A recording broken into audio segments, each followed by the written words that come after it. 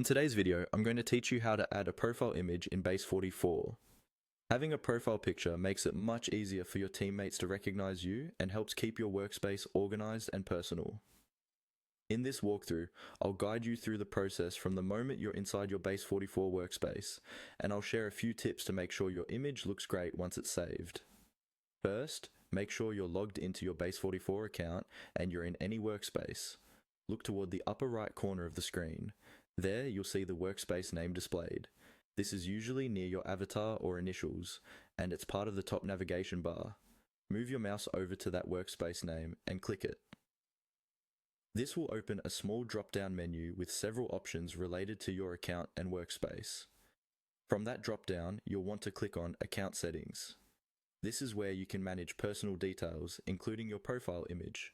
Go ahead and select Account Settings, and the app will take you to a new page or panel dedicated to your account preferences. Once you're on the Account Settings page, look for the section labeled Profile Image, or something very similar. This is usually accompanied by a placeholder icon, your current initials, or an existing profile photo if you've added one before. Click on the Profile Image area.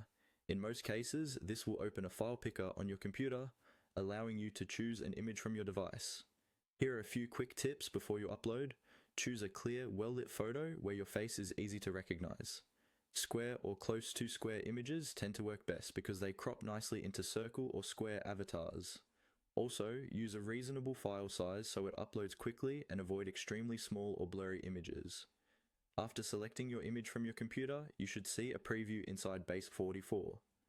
Take a moment to check that it's centered and looks the way you want. If the platform allows cropping or adjusting, use those tools to fine-tune how your image appears.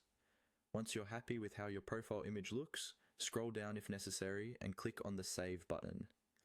This step is important. Your changes won't apply unless you confirm them. After clicking Save,